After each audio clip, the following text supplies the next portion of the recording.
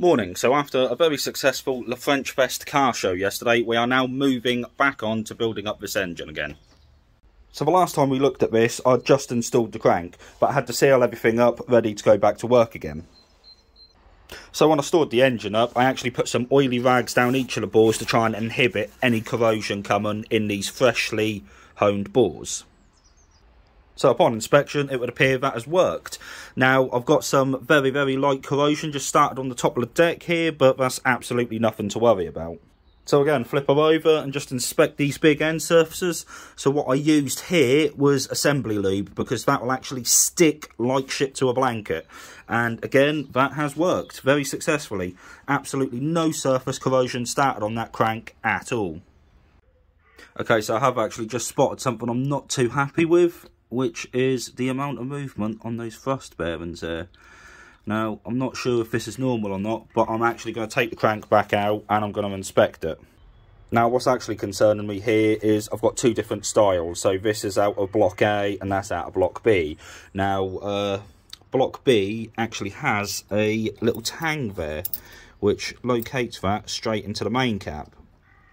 But as you can see, the witness marks show that that has barely never fucking moved, to the point of we actually have the impression of the writing from the bearing stamped into the main cap itself.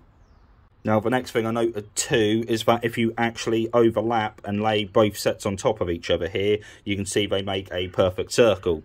So yeah, they actually butt up against each other and shouldn't manage to shuffle at all by the looks of it. So back to these thrust bearings in here, I've either installed them wrong or there is something wrong from the manufacturer. But the only way to find out is to actually remove them, compare them to what I've got up here, and then we go from there. So that's the standard thrust bearings mocked back in, and as you can see, even these actually chatter, so that's now put my mind at ease. We've got the new ones just in the back here, and again, do exactly the same, so I'm happy to accept that. So while I've got the crankshaft out, I'm just going to pop these oil squirter bolts back out. I've heard some horror stories of them rattling out while the engine's running. So I've got some retaining compound, and I'm just going to Loctite them in under the 10 Newton meters just to make sure they can't come dancing back out. So of course the crank's been out, so everything needs cleaning down again, reassembly lubing and reinstating. Now the oil clearances have already been done on the main caps, so as long as they stay with their paired cap, there's no need to redo that.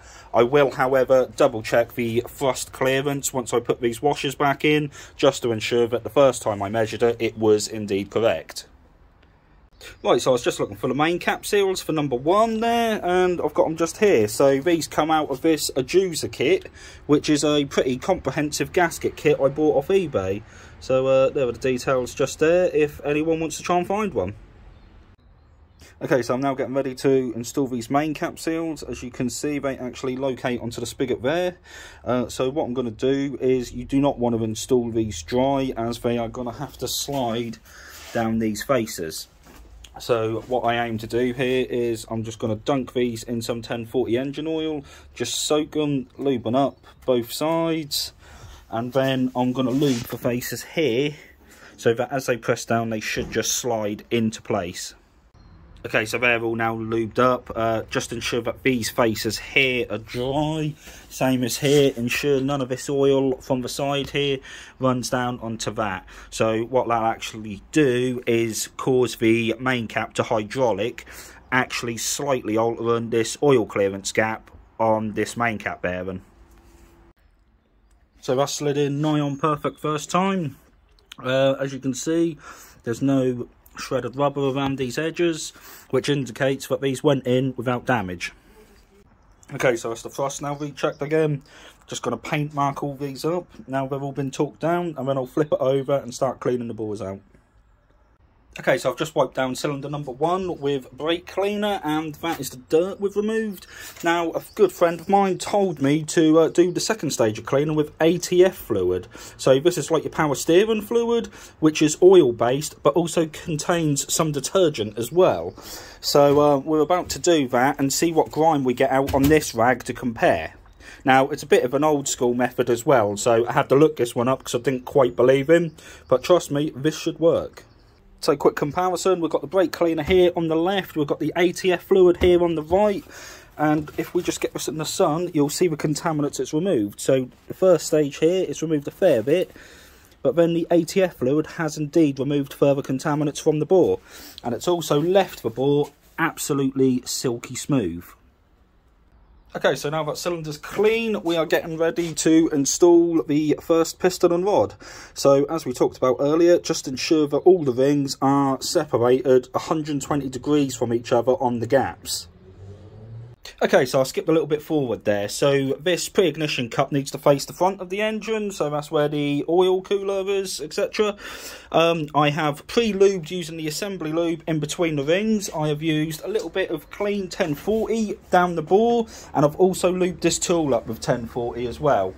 Now, I've applied compression to the rings using this ring compressor tool rather, and now I should literally just be able to gently tap that in. You don't want to use too much force at all.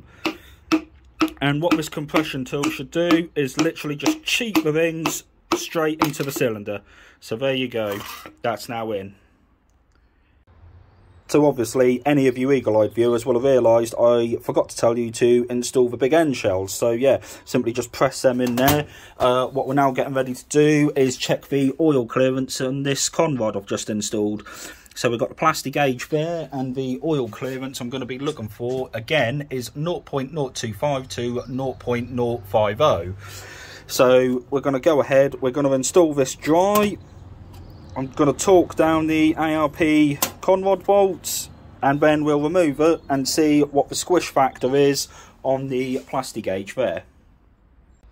Okay, so the plastic gauge has now been compressed, and if we compare it, so there we go, we are smaller than 0.050, but larger than 0.025, which means that's perfectly in tolerance there again. So what we're going to do is we're just going to clean this face up. Going to drop the rod down, some assembly oil, and then we're going to reinstate that and torque the conrod bolts back up to spec.